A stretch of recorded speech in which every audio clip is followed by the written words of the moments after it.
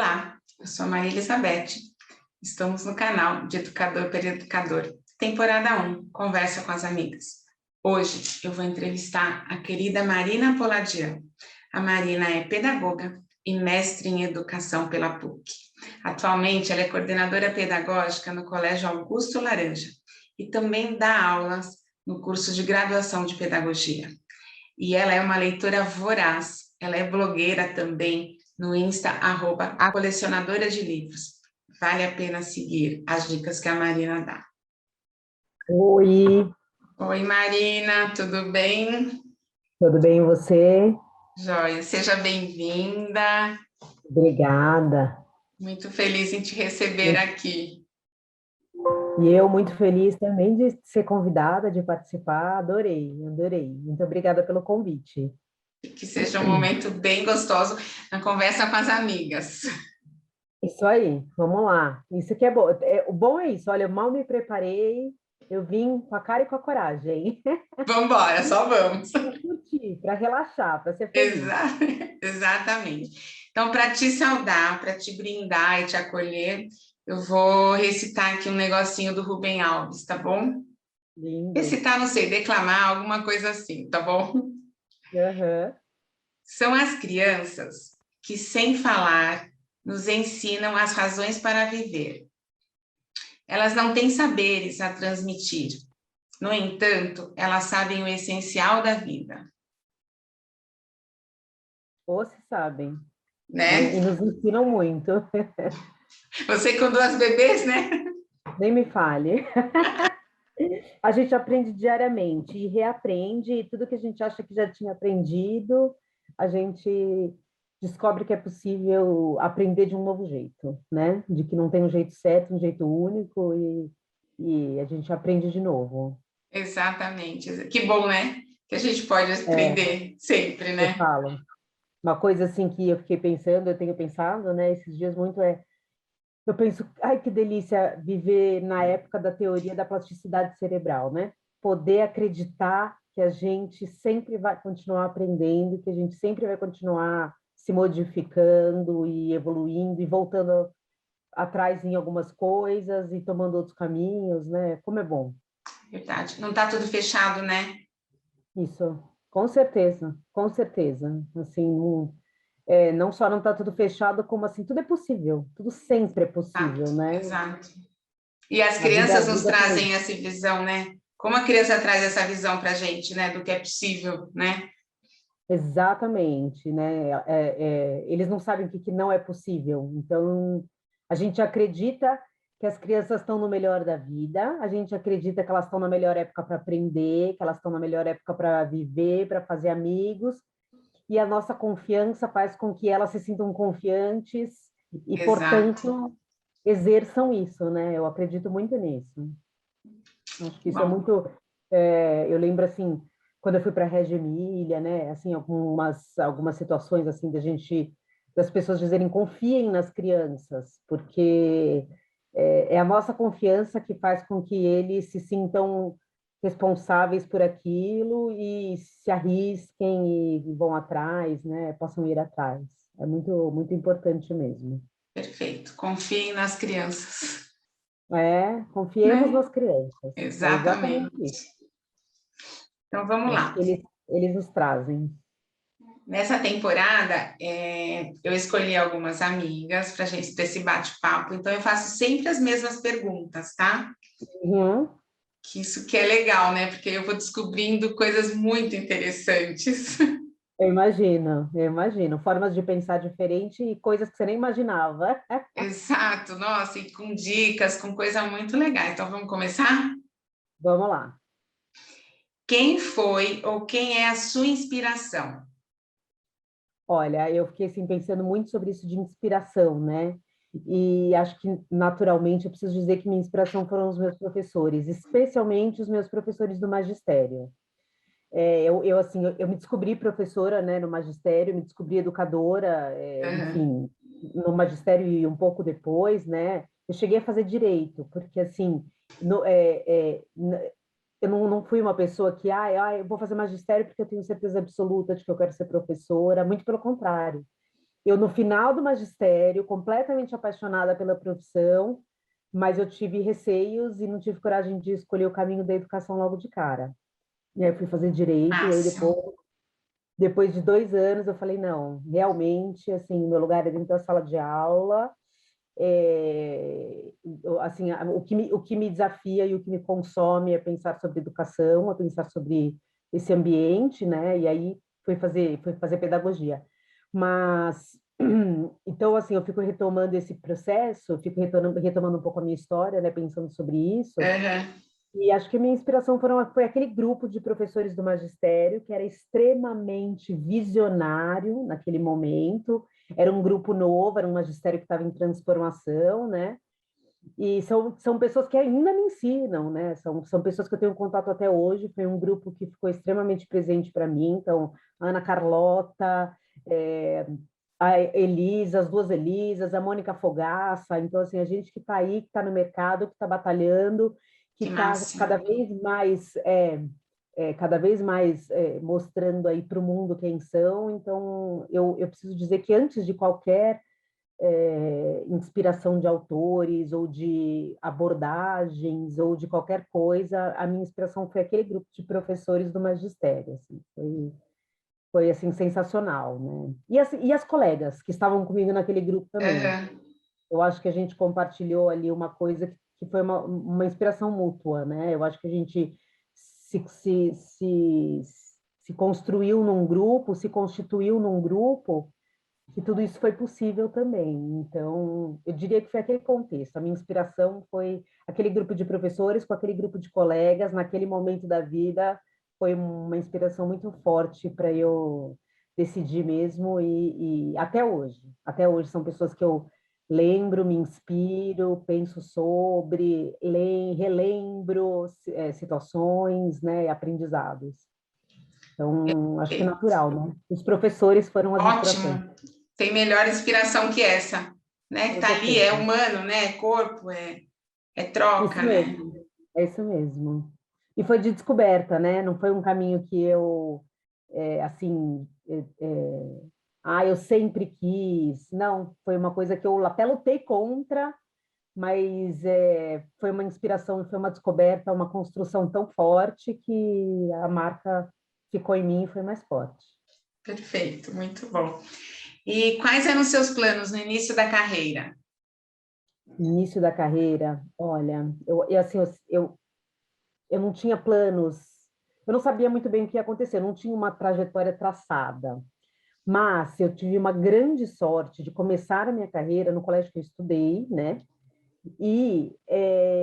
Então eu acho que assim aquele começo de carreira, o meu plano era ficar lá para sempre. O meu plano era assim, eu vivia uma angústia de pensar que eu queria viver muitas coisas novas, conhecer muitos lugares, muitas pessoas, muitas escolas, mas o meu plano inicial era não sair de lá, era ficar lá. Exato, porque assim, eu conquistei o meu sonho. Eu fui contratada pela escola que eu estudei, que eu fiz esse magistério, essas professoras conviviam comigo, então eu inicialmente não tinha grandes planos. Mas eu sempre tive uma coisa assim muito forte, e tenho até hoje, de uma missão maior, né? Eu acabei ficando Uhum. na escola particular, então eu cada vez mais tenho me confrontado com situações com situações que são eu preciso cada vez mais ampliar essa minha visão de educação para uma coisa maior, né? Uma coisa que é uma missão maior do que estar na escola particular com aqueles alunos. Então, ainda são planos, né? Então, não posso dizer que já cumpri, mas ainda estamos nos planos. Tá aí, né? Tá no forninho. Está no forninho, está no forninho. Na hora certa Ótimo, vai ser. ótimo, muito bem. Você tem algum objeto de apego desde que iniciou sua carreira, ou tem agora, alguma coisa que. Eu não tenho. Fiquei tão pensativa sobre isso. Eu não tenho. Eu tenho, assim, hoje em dia, isso foi depois da coordenação. Eu trabalhava nessa escola, né, que é uma escola de Uhum. freira, e a diretora deu dois santinhos para mim, que ficavam na frente, em cima do computador. Na época não era notebook, era o computador mesmo, então ficava lá em cima da máquina, né, do CP, sei lá o que, nem lembro mais como é que chama aquilo. CPI. CPI? Isso, Eu né? nem lembro. A CP alguma coisa. E, CPU, então, CPU, CPU. isso mesmo, CPU, isso aí. E, e depois, quando eu mudei de escola, a diretora da escola, que não é freira, por coincidência, me deu um de uma outra santa do mesmo modelo, igualzinho.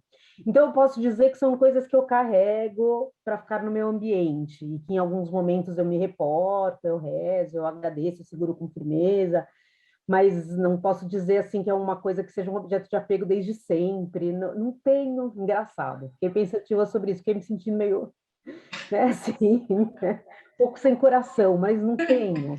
Não, tá tudo bem, tá Prática tudo. demais. É, Sou prática demais. ótimo. Ah, Como que é a sua rotina? Como você prepara as suas aulas? Como você preparava? Você se uhum. organiza? Então, eu sempre tive uma dificuldade grande nessa coisa de organização de aulas. Eu brinco e falo isso para as professoras até hoje, que eu nunca consegui fazer um semanário que fosse que eu conseguisse ter cumprido a semana inteira. Todos os meus semanários furavam no máximo na quarta-feira, sempre, porque coisas iam acontecendo pelo caminho Uhum, e eu retomava e eu tinha outras ideias. Eu acho que uma das coisas que mais me encanta na profissão professor é a criatividade, é você poder exercer esse lado autoral. Então, isso é uma coisa que eu acho que a gente até fala pouco, quando a gente, ou a gente tal. imagina pouco, né? Quando a gente A gente nem se fala, imagina, né? a gente nem fala. Mas é uma coisa que assim, para mim é muito forte, essa coisa autoral, essa coisa que você entra na sala de aula, que você cria, que você pensa junto, que você faz uma curadoria depois para trazer, que você transforma aquilo numa coisa que é única, daquela relação, daquele grupo.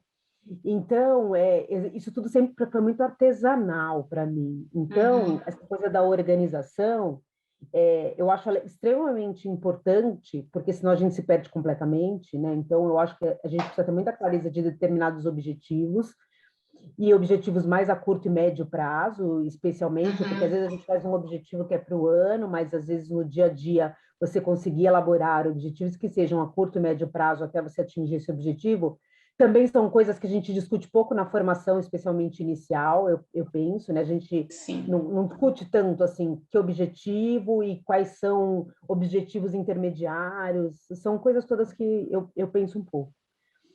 Mas, ainda assim, eu faço uma programação de uma semana para outra e eu sempre na quarta-feira preciso rever e rabiscar e fazer. Então, meu planejamento é o planejamento rabiscado com orgulho, né? Não, não Perfeito. É. deixou de ser por culpa. Por muito tempo eu achava que eu tinha algum problema, que eu de organização, que eu é que não conseguia. E acho que com a maturidade, né, a gente vai repensando uma série de coisas. Então essa é uma das coisas que eu acho que é com orgulho, porque não é falta de planejamento, não é falta de organização.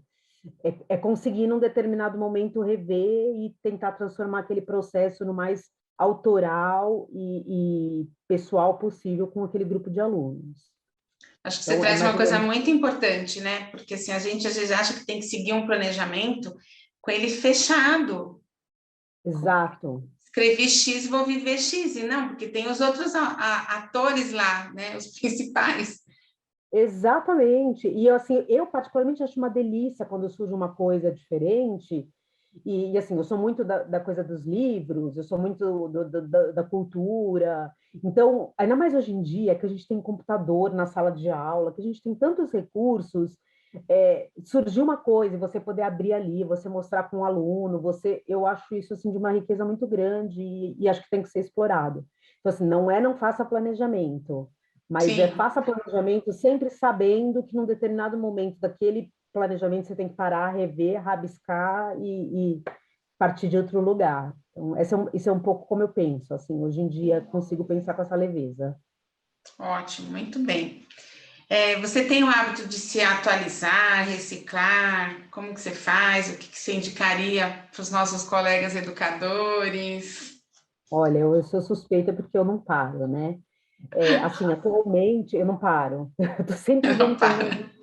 Esses dias eu comecei a pesquisar acupuntura. Eu falei, eu vou fazer um curso de acupuntura agora. Eu já até pesquisei lugar, que eu acho que assim, tantas coisas vão levando a gente para tantos lugares e que todos eles, inclusive, são próximos dessa coisa da relação do ser humano, enfim.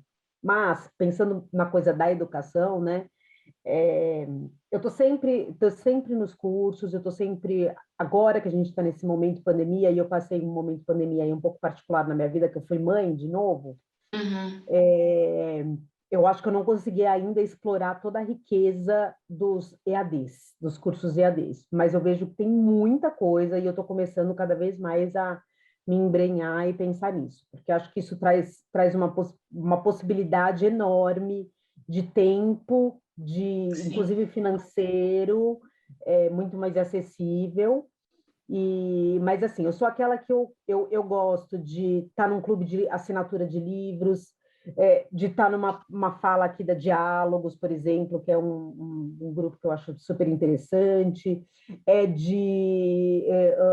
vai ter alguém diferente que vem para o Brasil, eu estou sempre lá, tem uma viagem, eu tento ir, então assim, eu procuro sempre ampliar um pouco, sair um pouco também daquela coisa universidade, acadêmico, é, que eu acho que tem muitas outras coisas interessantes e que às vezes só naquele sim, acadêmico, só naquela teoria, a gente chega uma hora que a gente não sai muito do lugar, a gente precisa do outro, né? E a gente fala tanto que a é, aprendizagem se dá na relação, que é a mediação, que é a interação, e muitas vezes a gente procura um curso considerando a fala só do professor, ou o currículo, né?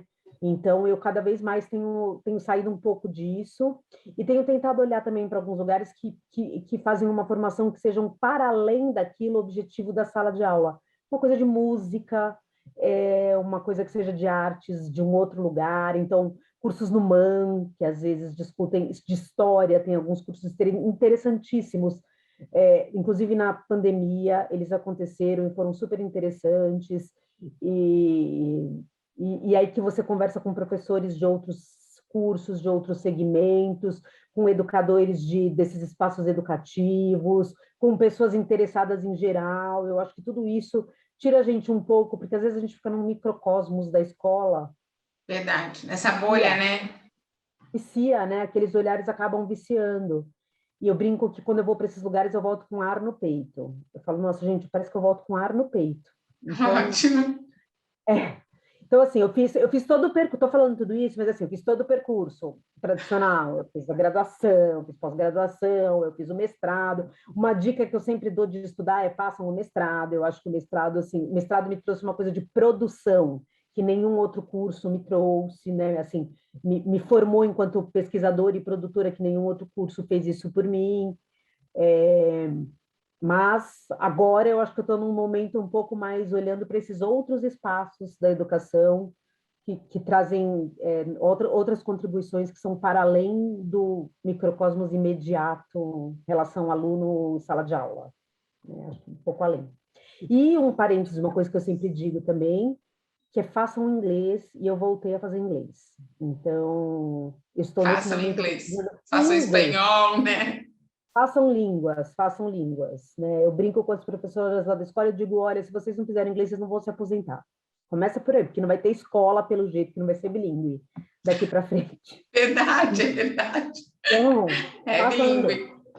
Façam inglês. Daqui para frente, todo mundo tem que falar inglês mesmo. E na nossa área não era uma coisa assim, né? Ai, você precisa falar inglês. Quando eu me formei no magistério e tal, não era. Não, Mas hoje em dia eu acho que a gente tem que falar inglês no mínimo, no mínimo. Então, estou estudando inglês cada vez mais. ótimo. Eu também. Isso aí. Ó, a pergunta agora é: você gosta de ler, mas para você eu não posso fazer essa pergunta, né? Eu amo ler, gente. Eu sou suspeita, eu amo ler. Ler para mim é. E tô num momento bom, assim, sabe? Tô num momento que eu consegui me organizar. Se você me perguntar de séries de TV, eu não assisto nada. Eu sou a única pessoa da face da Terra que não assiste séries de TV. Mas porque é a hora que eu consigo ler. Eu tenho 1 hora por dia para mim, porque as filhas dormem, eu já comi, já tomei banho, já não estou trabalhando, já arrumei o que tinha para arrumar da casa. Então, assim, eu tenho 1 hora. Entre assistir uma série ou ler um livro, eu falo, nesse momento da vida eu vou acabar indo para o livro. Então, estou numa época lendo bastante, participando de um monte de clube de leitura, que tem sido uma outra descoberta super legal desse momento, assim, pandemia pós-pandemia. Essas discussões de grupos de leitura, tem sido assim uma experiência bem interessante partilhar essas leituras. Então, amo, amo. Agora, que aproveita esse espaço que a gente está falando de leitura e conta pra gente do seu Insta, da sua faceta blogueira, que é um Blogueira, Insta muito blogueira que não é. legal. Então, eu tenho lá o Insta, né, que é a colecionadora de livros. Primeiro porque eu sou uma colecionadora em potencial, né? Na verdade, eu sou quase uma acumuladora. Se deixar, eu viro uma acumuladora. E então, assim, essa coisa dos livros todos, para mim não basta ler, né? Eu tenho uma coisa do objeto físico do livro, que eu acho assim demais. Os livros infantis, então, assim, eu vou viajar, eu volto com a mala carregada de livros infantis em várias línguas. Eu tenho livros infantis de vários lugares do mundo. As pessoas viajam e trazem para mim, porque é uma coisa que eu gosto muito, assim, as ilustrações, essa coisa do livro enquanto arte, né? O livro Uhum. um objeto de arte. E aí eu comecei a brincar, né, de postar lá as resenhas numa colecionadora de livros. Na verdade, eu comecei porque chegou uma hora que eu comecei a esquecer algumas leituras e isso começou a me dar um desespero, né? Então, não quero esquecer alguns livros. Às vezes alguém fala assim, eu li um livro, você já leu? Eu li. O que acontece? E eu não lembrava, assim, direito. Eu comecei a resgatar aquela coisa um pouco de metacognição, de que eu preciso Uhum. escrever para gravar, eu preciso escrever, porque a partir do momento que eu escrevo, está registrado. E aí eu falei, gente, já vou fazer isso virtualmente. E aí começou como uma brincadeira. Eu não tenho tempo para ficar, infelizmente, alimentando como uma blogueira. Não tenho, não consigo. Não é uma coisa que ainda está nesse momento da minha vida. Até teria material para isso, porque eu estou na escola o tempo inteiro e o tempo inteiro eu estou vendo essas reflexões, eu estou vendo uma coisa interessante aqui, eu estou vendo um livro ali. Todo dia tem alguma coisa, todo dia. Uhum. Mas eu ainda não tenho o hábito de registrar isso na hora, de produzir um material que eu acho que seja de qualidade. Mas eu brinco e amo, assim, amo quando as pessoas me acham lá, amo quando um monte de gente começa a me seguir, fico super feliz com a colecionadora de livros. E acho que é um caminho possível daqui para frente, para É mim, cada vez impossível. mais eu olhar para isso. Mas eu adoro, adoro. A gente vai Porque colocar ler, aqui, tá? A gente tá vai bom, colocar aqui para todo coloca. mundo A ver, colecionadora de livros. seguir. Porque eu acho que a leitura, quando você. A leitura é um hábito solitário, assim, muitas vezes, né? Então, a partir do momento que você compartilha, ela toma uma proporção tão mágica, né? Enfim. Acho que, inclusive, para educadores, a gente precisava ter muito arraigado o hábito da leitura literária, inclusive, de diversos gêneros, mas literária, inclusive, Sim, pensando na formação leitora dos alunos. Acho que isso é imprescindível. é prescindível. É fundamental, né? Precisa ter. Não é Precisa escolha, ter. né? Não é escolha. Exatamente, exatamente. Eu falo isso, eu falo, não é escolha. E agora lá na escola a gente está começando a fazer um clube do livro. A gente escolheu um livro e todo mundo vai ler até dezembro e para a gente conversar sobre isso num bate-papo de encerramento do ano. Então, vamos lá. Muito bom, Vamos ser essa nova ótimo, experiência. ótimo. O que você pensa sobre a afetividade na sala de aula? É tudo, né? Afetividade na sala de aula é tudo. E aí, depois do mestrado também, porque quando eu estudei, a gente no magistério, até no começo da faculdade, não tinha muito forte a coisa do Valon, né? Eu acho que o Uhum. Valon foi um cara que eu descobri um pouco depois, um cara, né? Um estudioso que eu descobri É. um pouco Nosso depois. amigo Valon. Nosso amigo, parça. Mas o Valon foi alguém que eu descobri um pouco depois, né? Eu acho que quando eu fiz o magistério estava muito forte a coisa Piaget e Vygotsky, enfim, o Valon veio um pouco depois. Então eu estudei, mas eu não tinha estudado tão profundamente. E no mestrado, eu fiz algumas disciplinas com algumas pessoas que são, inclusive, bem reconhecidas especialistas no Brasil de Valon, né? Estudam muito Valon. E aí, o Valon, ele traz essa coisa da afetividade, e uma coisa que eu acho, assim, que me fez pensar e me marcou muito, e que eu penso sempre, que afetividade no sentido do que afeta. Não necessariamente a afetividade do carinho, a afetividade é Uhum. também, mas não é só isso, não é potencialmente isso, né? Potencialmente no sentido do que afeta. Então, depois que eu descobri e comecei a estudar cada vez mais essa coisa do Valon, eu acho que não tem como a gente não reconhecer esse papel da afetividade na sala de aula, da afetividade que permeia todas as relações, do como eu afeto o outro, como o outro me afeta, e acho que isso traz uma responsabilidade enorme para a gente, né? Enorme.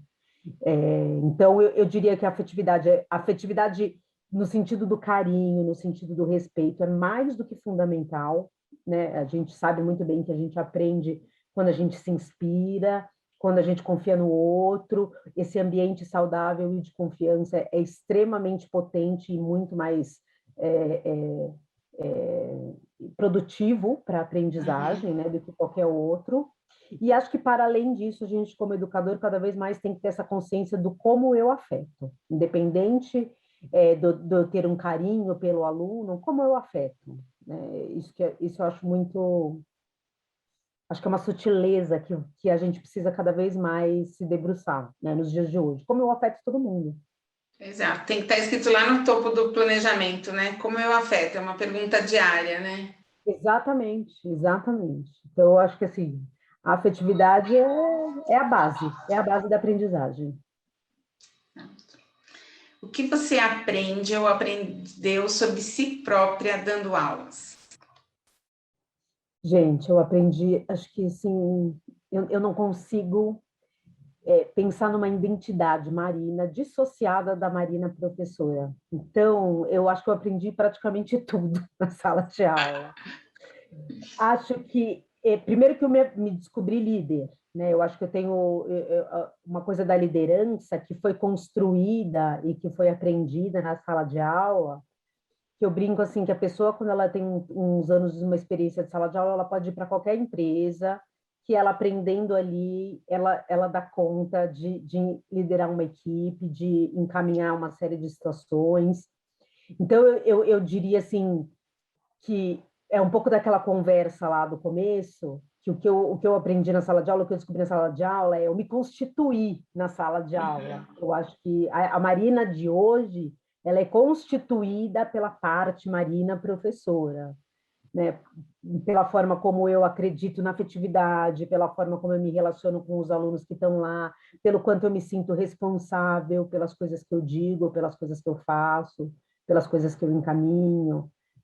Então, eu diria que o que eu aprendi na sala de aula é quem eu sou. É parte, não consigo dissociar. E não é assim, não é para falar bonito, né? Não é. Eu realmente acho que é uma parte da minha identidade que eu não consigo dissociar do resto. A Marina mãe passa pela Marina professora, a Marina esposa passa pela Marina professora. Então, acho que todos esses aprendizados, esses anos todos de sala de aula me constituíram. Eu vou até mudar a ordem da pergunta, vou fazer a que seria a última, vou passar para agora. Quem é a professora Marina? A professora Marina. A professora Marina é aquela professora que está sempre de pé, está sempre andando, está sempre falando, está sempre olhando, né? Olhando um aqui, olhando um ali, olhando um acolá. E acho que é uma professora que acolhe, é uma professora empática, uma professora que entende o lugar do aluno, o lugar, muitas vezes, do que tem dificuldade, o lugar do líder.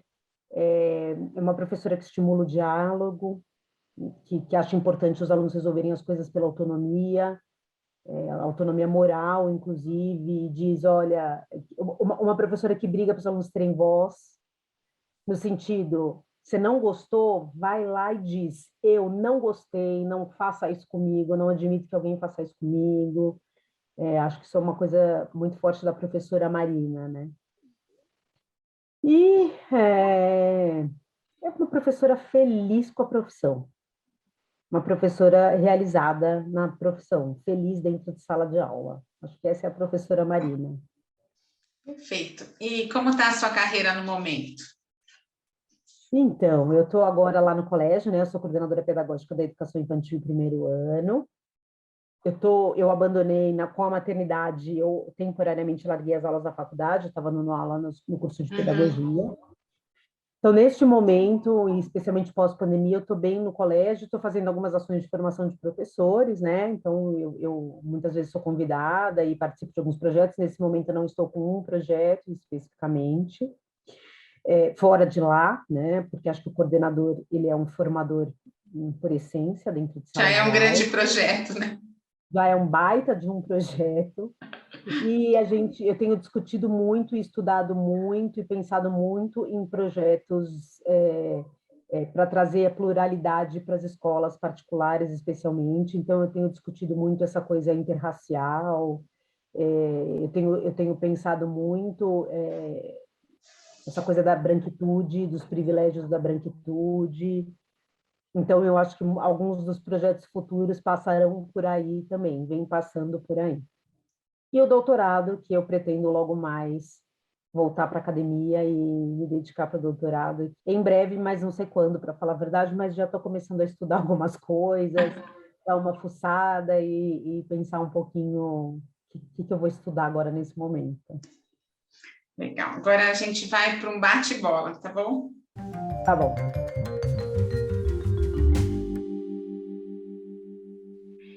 Professor, por quê? Para tudo. Para tudo. Eu fiquei pensando, professor, por quê? Porque o professor media, porque o professor olha no olho, porque o professor se coloca no lugar, o professor traz para outro lugar, tudo. Eu não consigo imaginar uma humanidade sem professor. Não consigo imaginar uma criança saudável sem viver essa relação com o professor. Ótimo. Educação em uma palavra. Transformação. Um tema atual para a redação.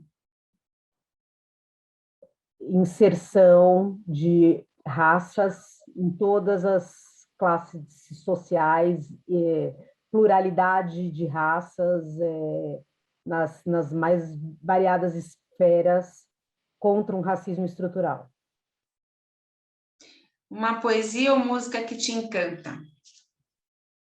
Nossa, você sabe que eu pensei tanto, eu falei assim, na hora que eu estiver conversando vai vir uma luz divina, porque eu não conseguia, assim, né, escolher uma. E agora, conversando com você, eu fiquei com vontade de eleger o poeta aprendiz, do Vinícius de Moraes, e cantado, né, e ilustrado no livro da Adriana Calcanhoto, que dizia que o poeta achava bonita a palavra escrita. Eu acho isso tão lindo, assim, me arrepia. Então, nesse momento, eu elejo o poema O Poeta Aprendiz. Muito bom. Uma frase de aluno que te faz feliz. Me dá um abraço. Que delícia. Me dá um abraço. Aluno tem isso que é fenomenal. O aluno pede abraço, isso é demais. E eu, como coordenadora, nem sempre estou no dia a dia em algumas coisas, então, quando eu encontro, me dá um abraço, eu acho sensacional. Ou, olha o que eu já fiz, olha o que eu fiz. Achei outra coisa linda. Olha o que eu fiz. Acho que é um orgulho, uma coisa sensacional. Ótimo. Agora a gente vai para as dicas. Vamos lá.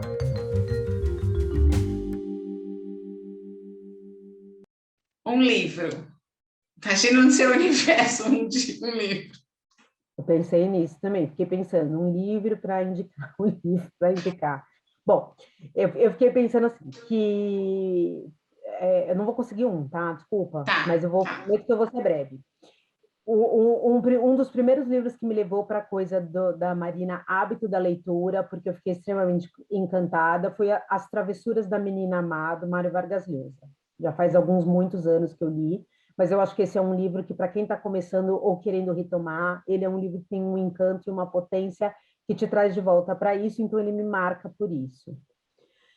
Sou super fã da Helena Ferrante, que acho que a Helena Ferrante traz a coisa da mulher, da maternidade de uma maneira incrível. Então, a tetralogia napolitana da Helena Ferrante é sensacional. E, por último, um livro que eu acabei de ler, que é de uma escritora brasileira que chama Carla Madeira, que fez muito sucesso com um livro que chama Tudo é Rio, mas eu li um outro dela que é A Natureza da Mordida. É sensacional. Então, é uma baita de uma dica de uma autora contemporânea brasileira. A Natureza da Mordida, Carla Madeira. ótimo. É um programa de TV, série ou filme? Então, esse aí eu fiquei devendo. Fiquei pensando também, falei, tô ruim. Olha, eu acho que todo mundo também deveria assistir o Amarelo, o documentário do Emicida que está na Netflix. Acho que é um documentário que traz muitas questões importantes para a gente pensar e refletir. Então, fica uma dica para assistir Amarelo, do Emicida na Netflix. Ótimo. E uma dica cultural? Dica cultural. Infelizmente, essa história de pandemia, a gente se fechou e essa foi uma das coisas que a gente mais perdeu, né? Uhum. Mas estamos em época de Bienal, tá sensacional a Bienal também, vale muito a pena ir lá na Bienal. Livrarias todas sempre valem muito a pena, então passar uma tarde numa livraria é uma baita de uma dica cultural, né? Eu, assim, super, super recomendo. E está tendo ocupação Paulo Freire, se eu não me engano, no Itaú Cultural, ainda não fui. Então, vale a pena todo mundo conhecer o Paulo Freire, que é o maior educador que esse país já teve. Muito, muito bem. Ó, nossa, tá terminando esse papo muito, muito gostoso. Que bom, é triste, mas que bom que tá gostoso. Verdade. Tá mesmo, é bom, né? E para encerrar, imagina que você pegou o seu WhatsApp, que ontem deu aquele pane todo, né? Sim. Mas hoje está funcionando, que você pegou e você vai mandar uma mensagem por áudio para os seus colegas educadores. O que você mandaria? O que você falaria? Olha, tem uma frase que ela é clássica de outubro, que não, ela não é de autoria minha, mas eu já falei tanto que as pessoas acham que fui eu mesmo que falei. A frase de outubro é: pessoal, o Papai Noel está chegando no shopping. Ou seja, não inventem nada. Curtam os seus alunos no final do ano, aproveitem, não inventem mais nada, encerrem o que vocês já estão fazendo, encerrem com qualidade. Vocês não vão salvar a vida do aluno em 1 mês e meio que falta, então curtam cada um daqueles alunos porque eles passam pela gente e a gente morre de saudades para sempre. Então, acho que um áudio curto, que a minha cara é áudio curto, pessoal, o ano está acabando, curtam, não entrem em pilhas de loucura. Aproveitem os alunos agora, porque o que a gente tinha que fazer, a gente já fez. Perfeito. Marina, muito obrigada. Obrigada Foi a uma você, Beth, delícia adorei, conversar com você, foi muito bom. adorei, adorei. Vou assistir todos depois. Vamos depois Ótimo. marcar um café de todas as amigas. Nossa, perfeito, presencial. Presencial, com certeza, numa livraria, bem gostosa. Ah, uma livraria que eu lembrei agora, muito legal. No centro da cidade, chama Megafauna, no Copan.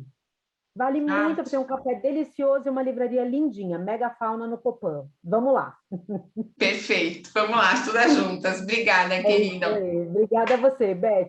Beijo. Beijo. Tchau. Tchau.